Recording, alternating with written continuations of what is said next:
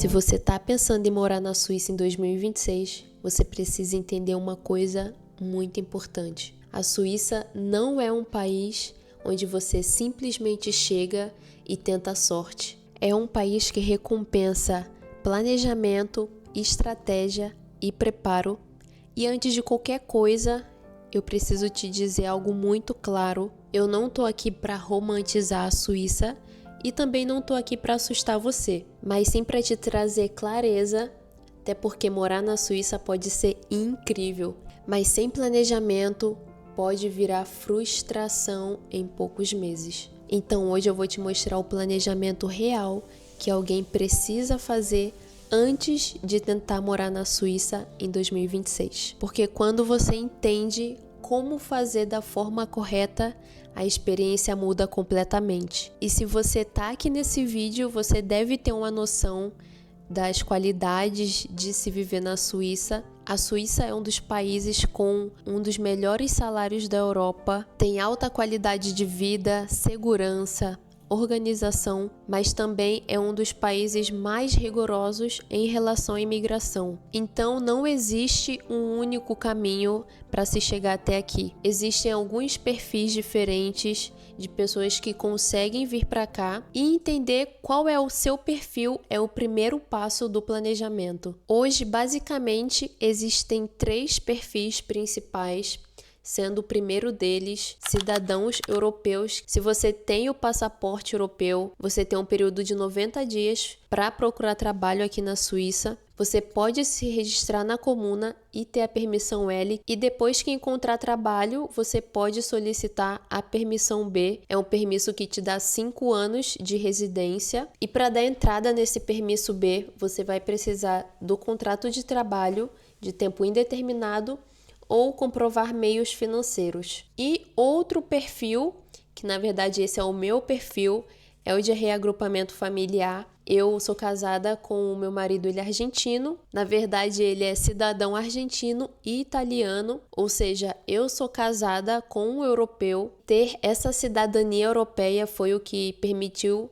que ele conseguisse um trabalho na cozinha aqui, porque trabalhar na cozinha não é uma critical skills. Então, se você é casado com um europeu, é possível obter o permisso B também através do reagrupamento familiar. Mas mesmo nesse cenário, ainda existem algumas regras, alguns prazos que devem ser cumpridos, algumas burocracias. E outro perfil são trabalhadores altamente qualificados, geralmente pessoas que não possuem a cidadania europeia, né? Claro que quem possui cidadania europeia também pode ter um trabalho qualificado, mas brasileiros sem cidadania europeia já complicam um pouco. Então, para brasileiros sem passaporte europeu, o caminho principal é encontrar uma vaga extremamente qualificada, por exemplo, nas áreas de engenharia, da tecnologia, da medicina, da pesquisa. Mas aqui existe um ponto bem importante que também torna essa possibilidade não tão fácil,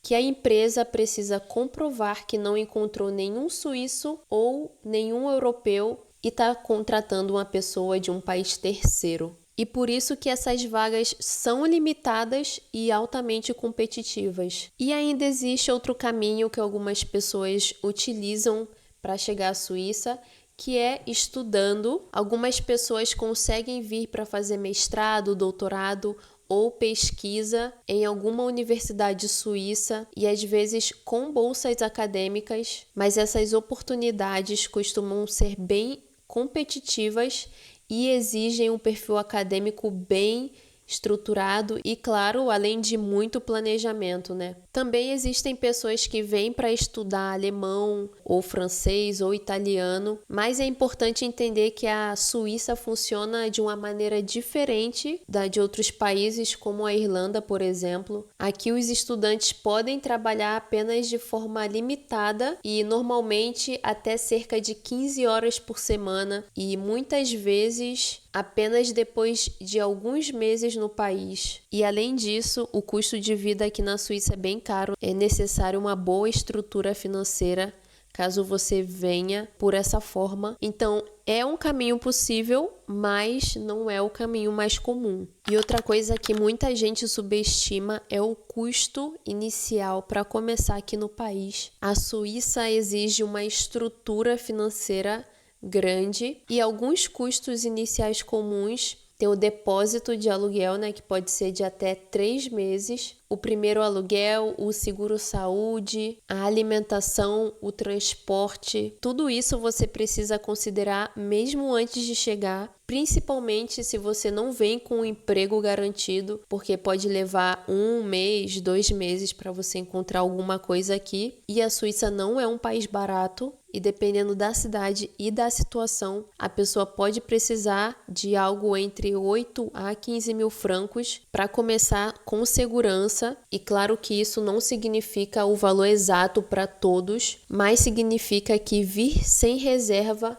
aumenta significativamente o risco. Inclusive, eu tenho um vídeo aqui no canal onde eu explico detalhadamente todos esses custos iniciais. Então vai lá depois, eu vou deixar aqui na descrição para você assistir. E sobre a escolha da cidade, isso é algo que muita gente erra. Então vale muito a pena incluir aqui no vídeo, porque é uma decisão extremamente importante, né? Depende muito do seu estilo de vida.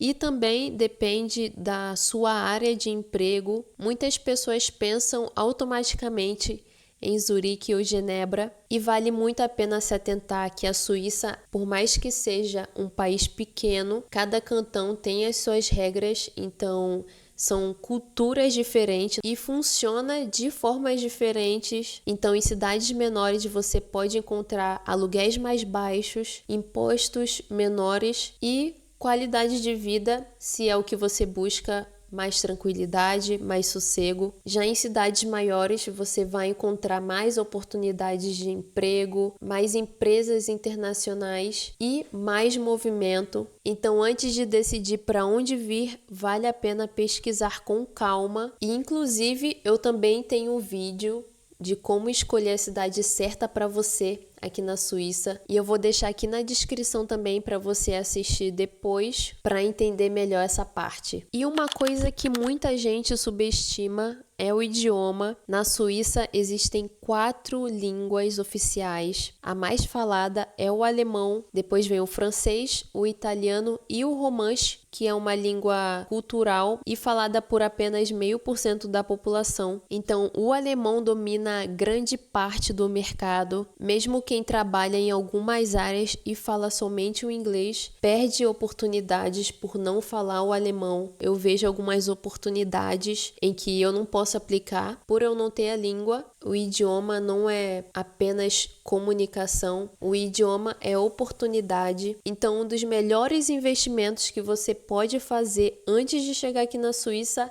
é começar a estudar a língua do lugar que você pretende vir, além também de você já chegar mais adaptado à cultura, você conseguir conversar com as pessoas, ser mais bem tratado, né? Não sofrer por não entender algumas burocracias. E sobre o mercado de trabalho suíço, essa área pode estar diretamente relacionada à sua escolha da cidade e também ao idioma. Vale a pena pesquisar aonde está concentrada as maiores vagas de emprego para a sua área. E esse é um dos pontos que torna a Suíça mais atrativa por ter salários altos, produtividade alta, mas por outro lado tem uma exigência bem alta. Então muitas pessoas podem chegar aqui com uma área de qualificação, mas precisarem começar na hotelaria ou em setores de limpeza, de restaurantes ou de construção, principalmente no início. E isso não significa fracasso, significa começar pelo que está disponível. Muita gente reconstrói a carreira aqui na Europa aos poucos e isso faz parte do processo de adaptação. E se você tem uma área qualificada, o reconhecimento não é automático. Pode ser que você precise reconhecer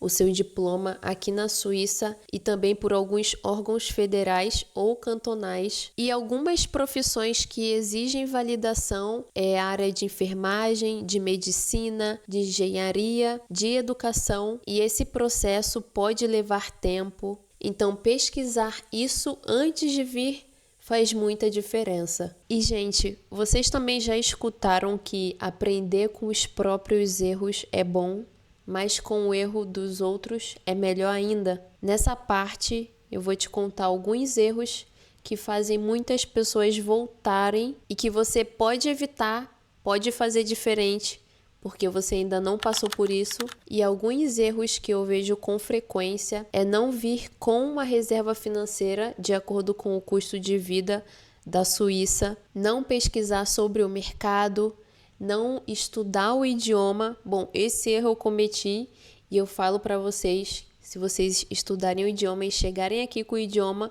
muitas portas serão abertas. Também vir com experiência irreal sobre como vai ser a sua vida aqui.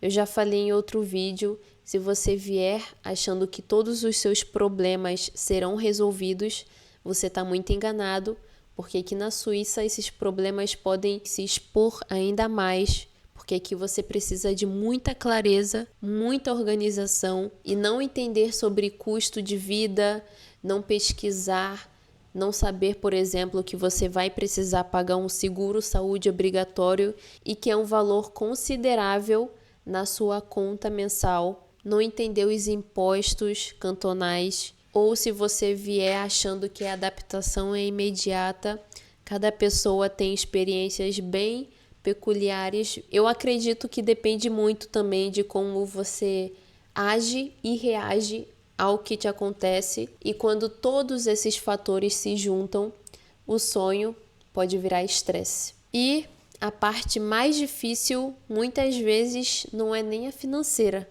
e sim a emocional. Mas ao mesmo tempo, eu não quero que esse vídeo te desanime, porque morar fora também traz amadurecimento, oportunidades, crescimento, e a diferença entre uma experiência difícil de uma experiência incrível, muitas vezes é o planejamento. E o planejamento não garante que tudo vai ser fácil, mas aumenta muito a chance de dar certo. E quando eu saí do Brasil, eu não vim diretamente para a Suíça, eu passei pela Irlanda primeiro.